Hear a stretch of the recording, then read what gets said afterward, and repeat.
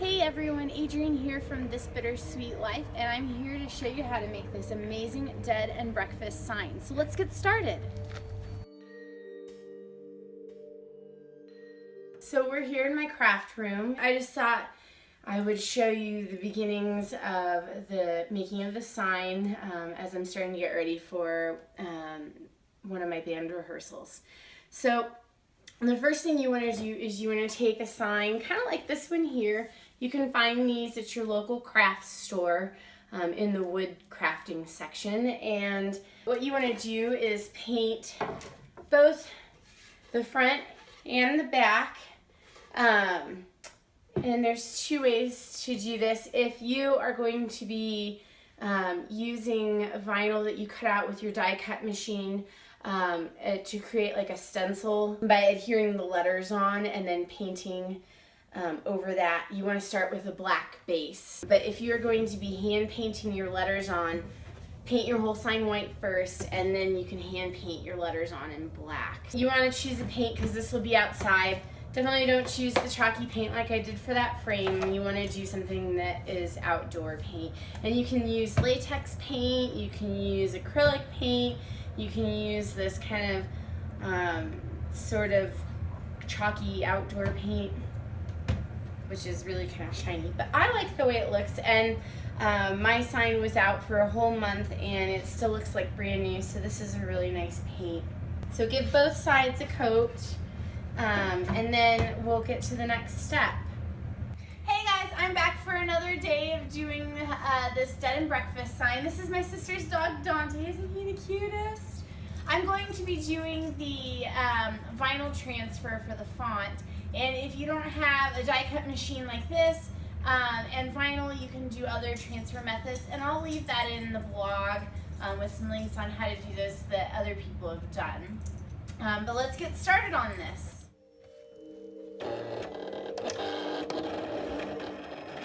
Alright, so here we are cutting the vinyl for the transfer, and I just created this file in Adobe Illustrator. You can use whatever program you have to help personalize this sign, and cut it out, and now I'm weeding out the excess vinyl. And you can kind of see it's a little bit of a time-consuming process, but I think it's well worth the result that I get in the end.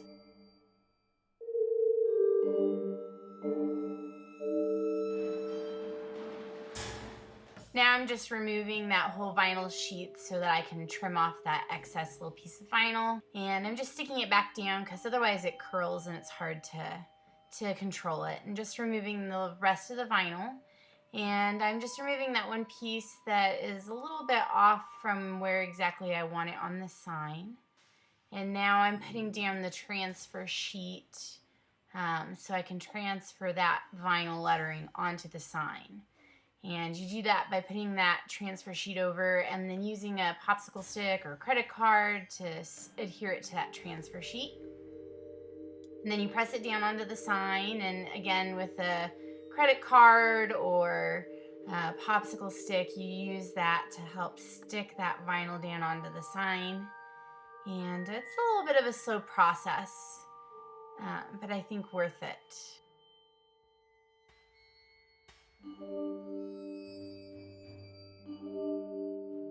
Now I'm just adhering that other little portion of the sign down onto the bottom of it.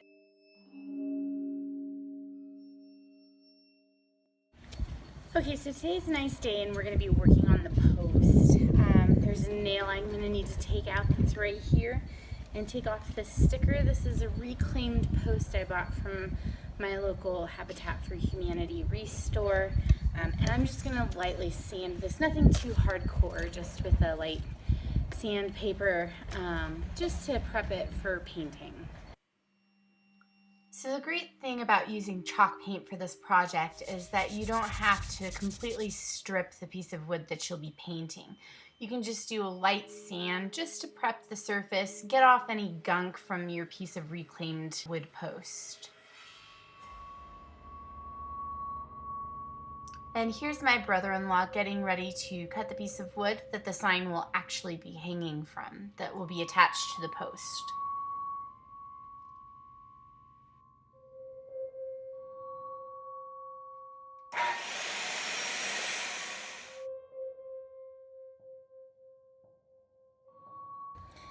Hey everybody, I'm back for another day of doing the Stud and Breakfast sign, and my brother-in-law cut this 2x4 to a 13.5 inch length to accommodate the width of my sign, plus leave a little room for if the wind blows and the sign moves, that it won't be knocking on the post. I've mixed up some white and black paint to make a gray paint using that chalky finish exterior paint. And then I also have this 12 by 12 square of birch wood that I bought at Michael's that is going to be the base of the signpost.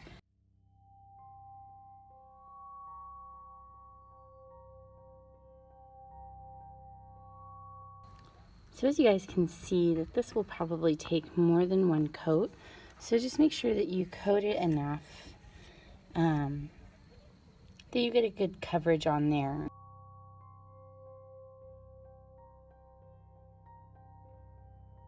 I have gone ahead and painted the back of the sign while I was outside, because I'm not doing this one double-sided.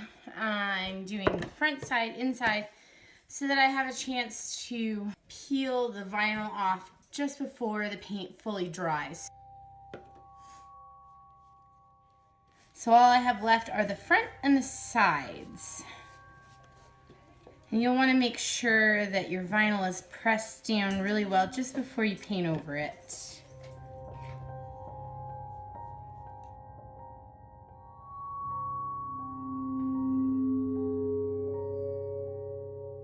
Alright, so this first coat is pretty good. I'm just going to go back over real lightly because it's still pretty wet in some places.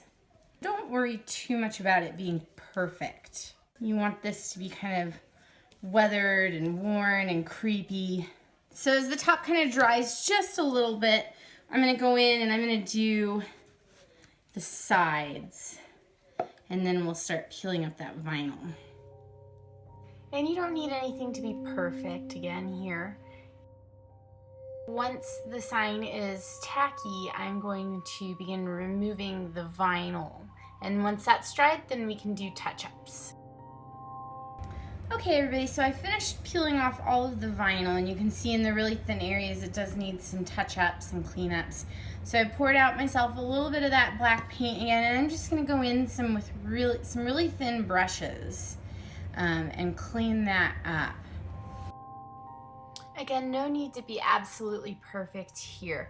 This is just to clean up the really messy parts, or the parts that didn't come out so clear because the vinyl was so thin and detailed. Once this is dry, we'll distress with sandpaper and then begin to assemble our sign. Alright guys, we're back with another day of making the Stud and Breakfast sign, and I have my sister Caitlin here to help me out with it, and we're going to show you how to put this thing together. You're going to need, for this first step, the post and your 12 by 12 base, 4 L brackets, and some wooden screws that are long enough to make it nice and secure. So, and I'll leave the information in our blog below as to exactly what we used. Alright, so we're going to make sure, Caitlin, first that this is centered, and I'm going to have you kind of eyeball it because you're up above me. It needs to come this way just a little bit. And you guys can be way more precise with this than we are. Does not matter. Is this the side with the big hole in it? No, there's no big hole in this one. I could actually center all of these. On some of your posts, you may find that you have a really large hole down here that's used to attach the rest of the banister. So you want to offset your L brackets a little bit. If not, then go straight for the center. I think it needs to come this way just a little bit so that L bracket is, that looks about right. That look good? Mm-hmm. Okay, so now that we have these lined up, we're gonna mark our holes so that we can pre-drill.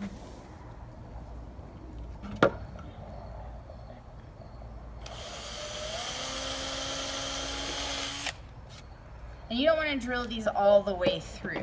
You just want to drill a pilot hole.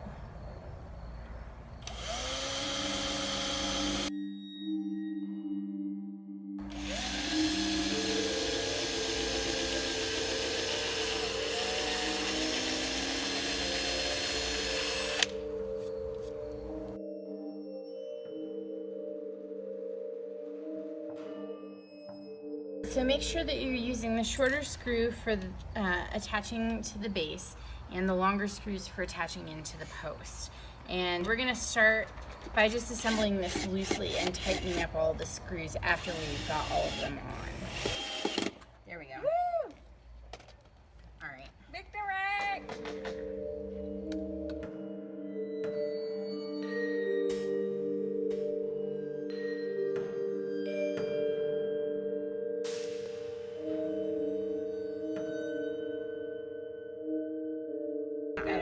I don't wanna go through the cement.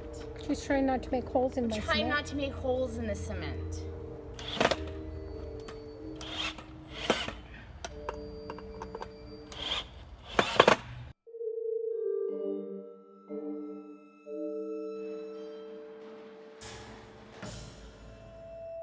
So the next thing we want to do is attach this piece of wood to our banister post so that we can hang the sign from here. And we'll need some smaller L brackets and some wood screws for that. We want to cover up this little hole right here with this. And what we're going to do is we're going to take these two L brackets, we're going to line up these holes here in the middle. So we want this so that this is in the center of the screws, and that this is about center in the post here this way.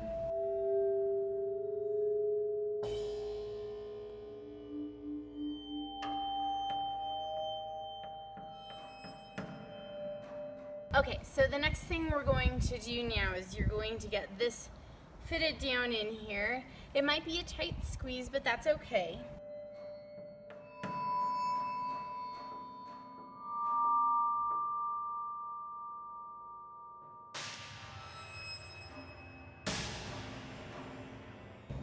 Disclaimer, remember to keep these down, even if it's dark and you think they're sunglasses.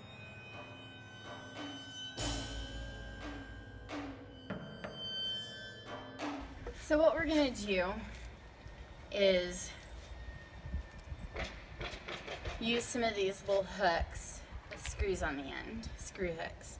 And we're going to put some larger ones up here to hang the sign from. And we're going to put some smaller ones into the sign.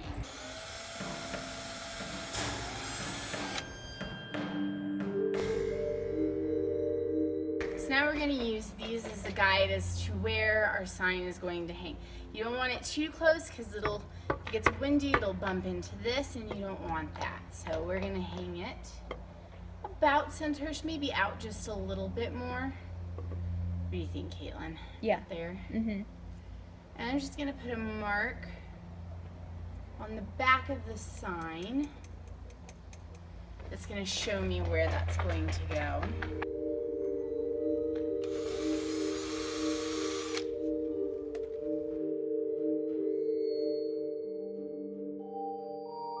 Close the sign. So this is how we craft in the dark. Alright, so the next piece you're going to definitely want to wear eye protection for. We're going to be cutting this thin black chain that you use to hang chandeliers. You don't want it to hang too low. So we're going to use 1, 2, and I'm going to cut on the third one.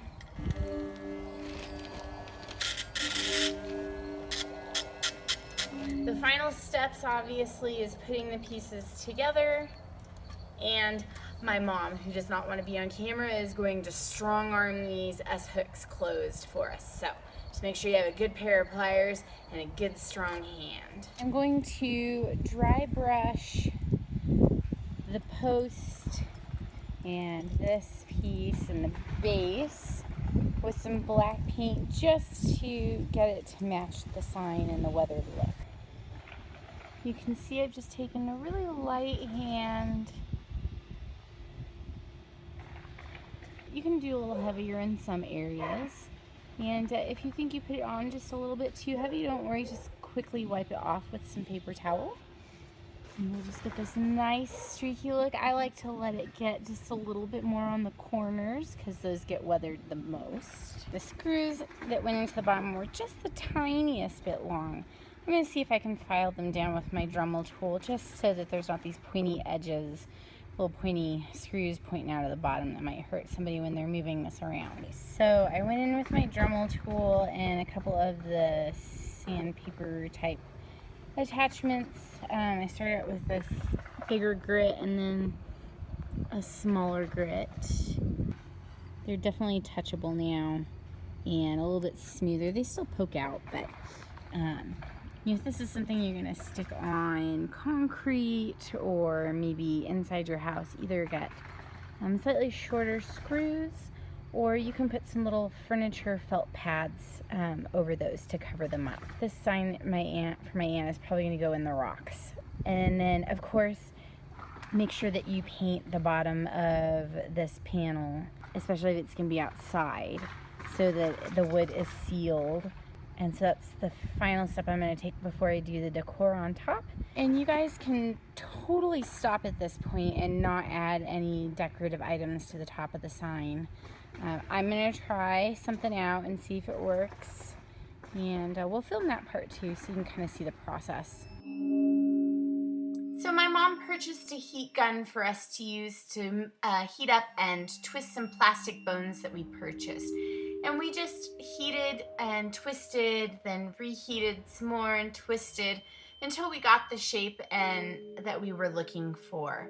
And make sure that if you guys try this out, that you wear some protective gloves like we are, and to be patient with the process. It probably took us about 15 minutes to get these in the shape that we wanted.